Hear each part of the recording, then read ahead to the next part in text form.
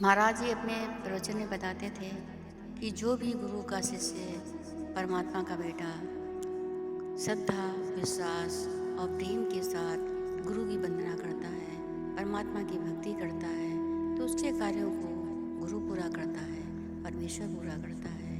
आज की कहानी इसी पर आधारित है कि एतिकाल नरसी संत के बहुत सारे शिष्य थे। वो अपने शिष्यों को हमेशा ईश्वर की भक्ति करना और उनसे प्रेम करना, श्रद्धा रखना, इसी प्रकार की शिक्षा दिया करते थे। विभिन्न वेदों की भी शिक्षा दिया करते थे। धर्म ग्रंथों की शिक्षा भी अपने शिष्यों को देते थे। बहुत सारे लोग उनका सत्संग प्रवचन सुनने के लिए आते थे और फिर महाराज जी को प्रणाम कर अपने घर चले जाया करते थे। जब शिक्षा दीक्षा पूरी हो जाती थी तो गुरु महाराज जी अपने शिष्यों को उनके घर भेज दिया करते थे। एक बार एक शिष्य ने कहा कि गुरुदेव, इस संसार में मेरा कोई भी नहीं है, मैं तो बिल्कुल अकेला हूँ, इसलिए मैं कहीं नहीं जाऊँगा। गुरु ने कहा कोई बात नहीं बेटा, तो हमारे आश्रम में रह करके अपनी योग साधना पूरी कर सकते हो। उसने कहा कि नहीं गुरुदेव, मैं कहीं भी जा कर के रहूँगा, अगर मुझे आवश्यकता पड़ेगी तो मैं आपके पास आऊँगा। इसके बाद वो एक जंगल में रह करके अपनी कुटी बना करके वहीं पर योग साधना में लीन रहता था और परमात्मा की भक्ति किया करता था। कुछ समय के बाद जहाँ वो भक्ति कर रहा था, वो जंगल धीरे धीरे करके सूखने लगता है और उसको पानी के लिए भी काफ़ी परेशानी होने लगती है। एक दिन योग साधना से जब उठा तो उसने देखा कि नारद मुनि जा रहे थे। उसने नारद मुनि को रोका और कहा, हे मुनिवर, आप कहाँ जा रहे हैं? नारद मुनि ने कहा कि मैं तो भोलेनाथ बाबा से मिलने के लिए जा रहा हूँ। कहने लगे, हे मुनिवर, आप उनके पास जाइएगा तो कह दीजिएगा कि वो अपने भक्तों पर बहुत ही दया करते हैं, तो कृपया करके हमारे इस जंगल को हरा भरा कर दें ताकि मैं अपना बाकी का जीवन आराम के साथ व्यतीत कर सकूं। नारद मुनि ने कहा ठीक है, मैं तुम्हारा संदेशा भोलेनाथ के पास पहुंचा दूंगा। इतना कहकर नारद मुनि वहाँ से चले जाते हैं। जब वो भोलेनाथ बाबा के पास पहुँचे तो उन्होंने कहा, नारद मुनि ने कहा कि हे परमेश्वर, नीचे आपका एक भक्त आपकी बहुत ही याद करता है। वो आपकी भक्ति से अत्यधिक प्रेम करता है, श्रद्धा विश्वास के साथ आपके चरणों में शीश झुकाता है। उसकी एक मनोकामना है। भोलेनाथ बाबा ने पूछा, कौन सी मनोकामना है?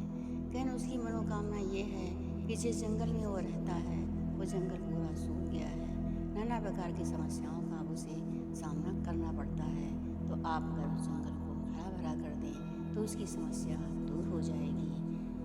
भोलेनाथ बाबा ने ये सुनकर के कहा कि नारद मुनि, मैं कुछ भी नहीं कर सकता। कहें क्यों? इसलिए क्योंकि उसके भाग में 7 जन्मों तक इसी तरह रहना लिखा है। नारद मुनि को बड़ा दुख होता है और वो अपने लोग वापस आ जाते हैं। कुछ दिनों के बाद भोलेनाथ बाबा सोचने लगे कि वो भक्त हमसे इतनी श्रद्धा रखता है, इतना विश्वास रखता है, इतना प्रेम करता है, अगर मैंने उस इच्छा की पूर्ति न करी तो उसका विश्वास टूट जाएगा। इसलिए भोलेनाथ बाबा ने उस जंगल को पूरा हरा भरा कर दिया। तरह तरह के वहाँ पर फल निकल आए और वो आराम के साथ वहाँ पर अपना जीवन व्यतीत करने लगा। एक दिन नारद मुनि सोचने लगे कि भोलेनाथ बाबा ने इस बात से इनकार किया है, इसलिए मुझसे जो कुछ हो सकेगा मैं उसके लिए करूँगा। ऐसा विचार कर वो धरती पर आए और जब वो जंगल से निकले तो उन्होंने देखा जंगल पूरा हरा भरा था। बहुत तरह के फूल लगे हुए थे, पानी की सारी सुविधाएं थी, चिड़ियाँ अपना कलरव कर रही थी। देखकर नारद मुनि को अत्यधिक आश्चर्य हुआ और भक्त योग साधना में लीन था। नारद मुनि वहीं पर बैठ जाते हैं। थोड़ी देर के बाद जब उसकी योग साधना टूटती है तो मुनिवर को देखकर बहुत ही प्रसन्न होता है, प्रणाम करता है, कहता है, मुनिवर, आपने हमारा संदेशा भोलेनाथ के पास पहुंचा दिया था, तो देखिए भोलेनाथ बाबा ने इस जंगल को पूरा हरा भरा कर दिया। अब यहाँ पर आने जाने वालों को भी कोई समस्या नहीं होती, फल फूल खाते हैं और अपना रास्ता तय कर लेते हैं। नारद मुनि अपने मन में सोचने लगते हैं कि मैंने ऐसा तो कुछ भी नहीं कहा था, और इतना सोचने के बाद उससे मिल करके वो भोलेनाथ बाबा के पास पहुँचते हैं और कहा कि हे परमेश्वर, आपने तो कहा था कि 7 जन्मों तक इसके भाग्य में नहीं लिखा है, उसे इसी तरह से जीवन व्यतीत करना पड़ेगा, फिर आपने उस जंगल को इतना हरा भरा कैसे कर दिया? भोलेनाथ बाबा ने कहा, कि कभी कभी नियति को बदलना पड़ता है। वो मुझसे इतना प्रेम करता है, इतना विश्वास रखता है कि अगर मैं ये कार्य न करता तो उसका विश्वास टूट जाता। मैं अपने भक्तों का विश्वास कभी खत्म नहीं होने देता हूँ। इसलिए मैंने उस जंगल को हरा भरा कर दिया ताकि वो आराम के साथ योग साधना करके अपने जीवन को सफल और सार्थक बना सके।